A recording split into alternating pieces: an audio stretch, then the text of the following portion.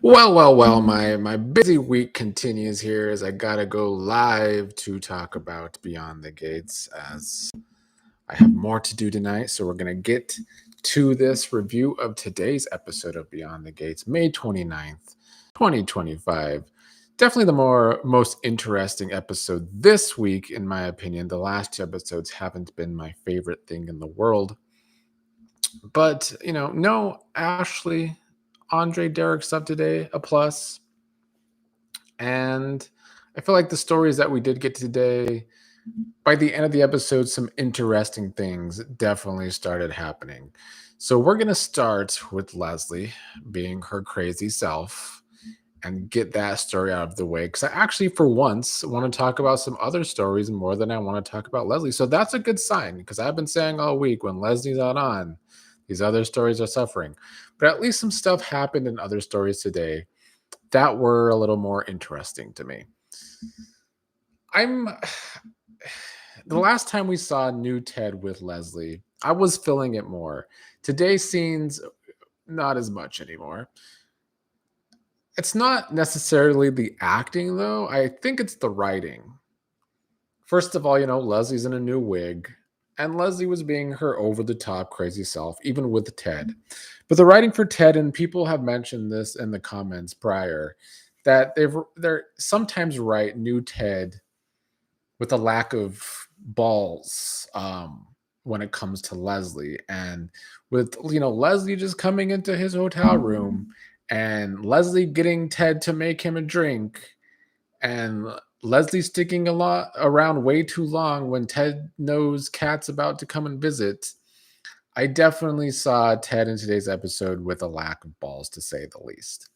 So I didn't like the way Ted was written today. And they're making him sort of dumb in a way because and I don't think like prior Ted, the actor, and even the writing back then was like, oh, Ted was super bold with Leslie. But you could tell that Ted had a very much disdain for Leslie. And that was before Leslie ruined his whole life. So now that Leslie has ruined his whole life, ruined his marriage with Nicole, his children outside of Eva, those relationships have been messed up thanks to Leslie. You would think Ted would be even more angry towards Leslie, but that's not what we're getting. Instead, we are getting Ted letting Leslie into his hotel room, making her a drink. So I don't really know what they want us to get from this writing for Ted, other than the fact that I guess they want to redeem Ted. They are going to write Ted to fight back his love for Nicole, which that side of the story I don't hate. But I still think Ted should be way more volatile where Leslie is concerned. So those scenes fell flat to me, but it wasn't the acting, it was the writing. And then Kat, of course, walks in on them together. And I did love Leslie making it look like her and Ted were having a really close moment in Ted's hotel room, and Kat having to be disgusted by that. And then I also loved when Leslie was leaving the hotel room, her calling Kat a brat under her breath because Kat is indeed a brat. So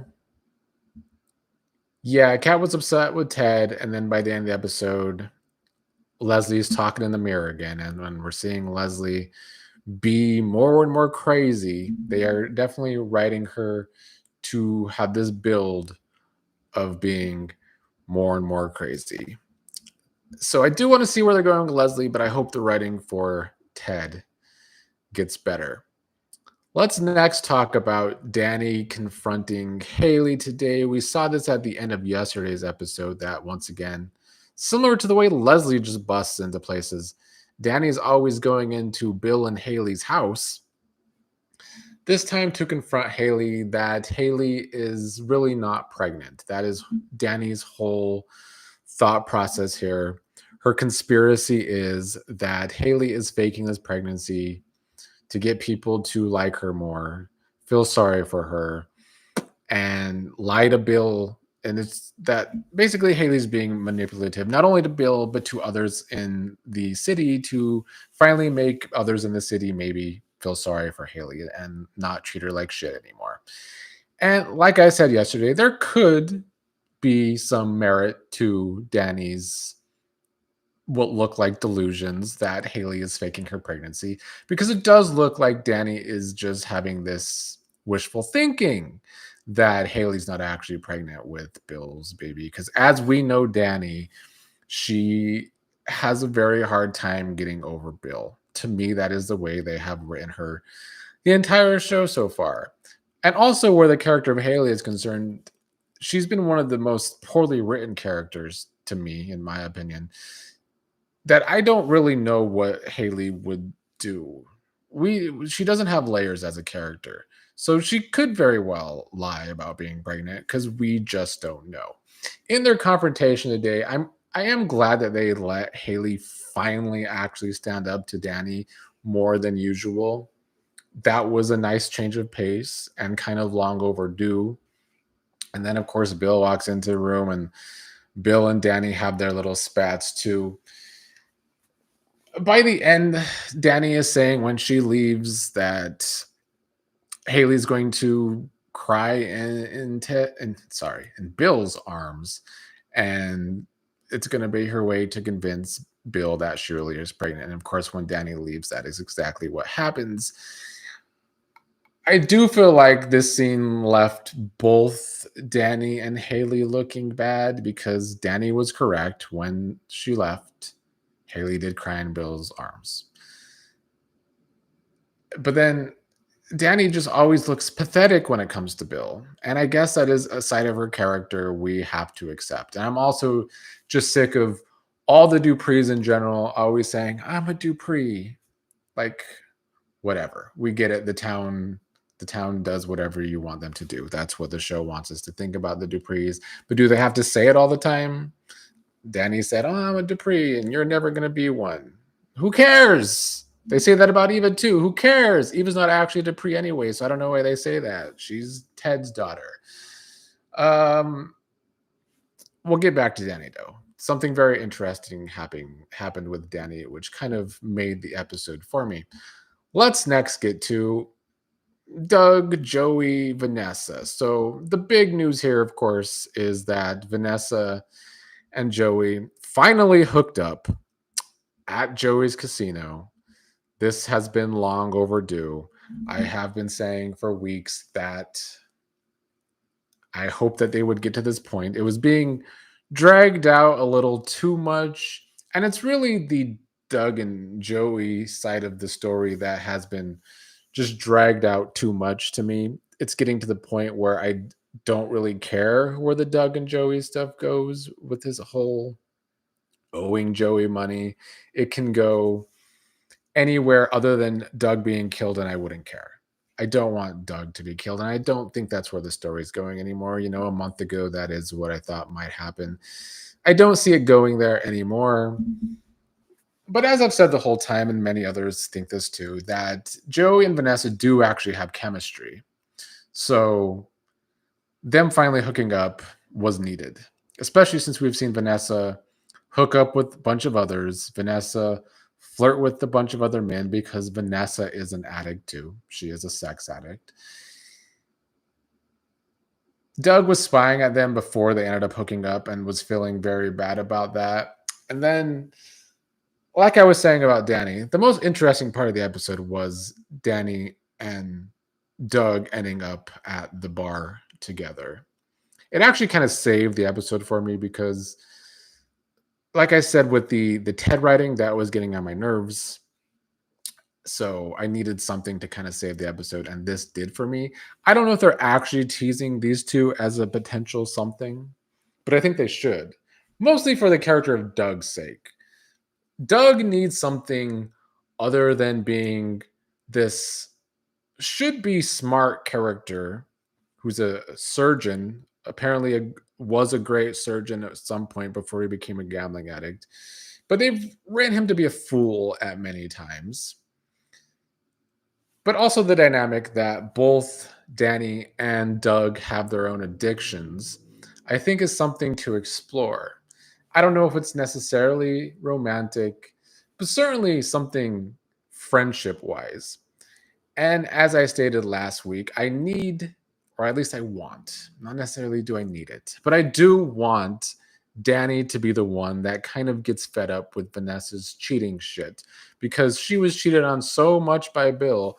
Dani should feel some kind of way about the way Vanessa does things. And I know they're not best friends anymore like the show was at the beginning. Now what's her ass, whose name is escaping me, is Dani's friend. Katie McLean's character, Pamela, is Dani's best friend. And Nicole and Vanessa are allegedly best friends. But still, I would like to see Dani to be the one to call Vanessa out on her bullshit. So I'm very intrigued with the Dani and Doug thing, them ending up at the bar together, having a drink together. I hope that is followed up on. And the show has been very good at following up on things. So I like to think that they will go there. Not necessarily as a couple, but I wouldn't hate that because we don't know what's going to happen with Andre. Andre's panning after boring old Ashley. Why couldn't be me? I don't know. So something more for Dani other than being pathetic about Bill or just hooking up with Andre would be a nice change of pace. All right. I've rambled enough. Actually, I do want to read some comments from yesterday. So let me go to yesterday's comments. Once again, let me say, please leave your comments on this video because I do want your opinions. I do like to know what the rest of y'all are thinking, even if you disagree with me. All right. Sabritha Jennings says of yesterday's episode, I was rooting for Martin when going off on Bill. Yes, it was a letdown when it turned out to be a fake out. The actor playing Martin has potential. He just needs to keep working at his role. I wish he was Dani's son instead of Nicole's. Yeah, I wasn't necessarily rooting for Martin in the scene yesterday, like I said in the comments, but he was definitely more enjoyable in those scenes against Bill that ended up being unnecessary fake out. Caribou says, I don't trust Hayley and I doubt she's actually pregnant. Possible. They then said, Martin has received some negative responses in the past, but I've always loved his acting. He's naturally intelligent, articulate, and a classy politician. In my opinion, Martin does very well in his role. I mean, I guess as a politician, sure. Not a politician that could run for president, though, because he definitely don't have the charisma for all of that. The actor that plays Martin has gotten better, but we'll see. And I see Ronnie D, Ronald Dobbins, in the chat. What's up, Ronald? I'm going to read your comments from yesterday and then I'll get to the chat. Ronald says, the guy who followed Martin out of the country club is the same guy who was sitting by the window at Orphe Jeans. The character's name is Kenny, and he is played by Jason something. Yeah, and then Ronald, you also said yesterday, some people think that Kenny was the one who sent the push notification to Smitty about the hearing and that he informed Smitty that Martin confronted Bill. He has been around Martin, so maybe he is spying on what Martin's doing so Smitty can know. That's what Franco also said in the comments yesterday. And then in the chat today, Ronnie, you're asking, is the Pamela and Diego thing going anywhere? I mean, the Vanessa and Diego thing didn't really go anywhere, in my opinion. So I wouldn't be surprised if the Pamela and Diego thing doesn't go anywhere. I think it gives Pamela something more to do. But I think Pamela is definitely more of a recurring character right now. You know, we have all these side characters. I would prefer Shanice to get a storyline before Diego or Pamela, for that matter. Hemi30 yesterday said, yeah, I wasn't a fan of the fake out either. Hoping they hurry up and reveal who the man is that keeps following Martin. I'm not sure about Jessica yet. I think Tyrell is right to question her motives. She just never noticed him at school before. Now all of a sudden she wants him. Her comeback was a bit harsh, but like they say, a hit dog will holler. Honestly, good points. And yeah, I do think Tyrell should question that because we've all questioned that, what she really wants with Tyrell. So there could be more to Jessica and what she's really doing, wanting Tyrell. All right, I do have to do another podcast later, so I gotta get out of here. And I will see you all again tomorrow with Friday's Beyond the Gates episode.